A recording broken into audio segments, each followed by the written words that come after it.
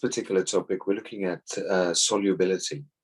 So for example, in the images here, we can see that the sugar as a substance is called the solute, and the water is the solvent.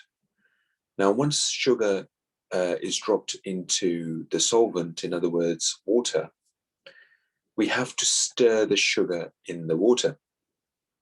And then the sugar dissolves in the water to form what we call a sugar solution. And this is the whole process of solubility. So for example, if you look at the bottom image, let's have a look at the temperature, effects of temperature on solubility. So once you've added the sugar in the solvent, the water, the cold water is fully saturated with sugar when no more can dissolve further. However, if you were to heat this water up, now the excess sugar, in other words, the extra sugar, now dissolves because it is more soluble in hot water than it actually is in cold water.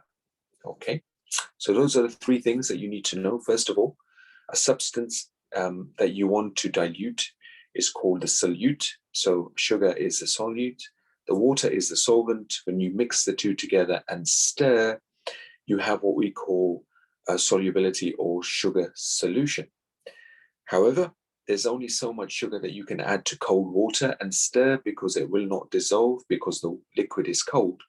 But if you were to heat up that water and add more sugar, and then it will dissolve much quicker because warmer liquid dissolves substances quicker and in more quantity than colder liquid.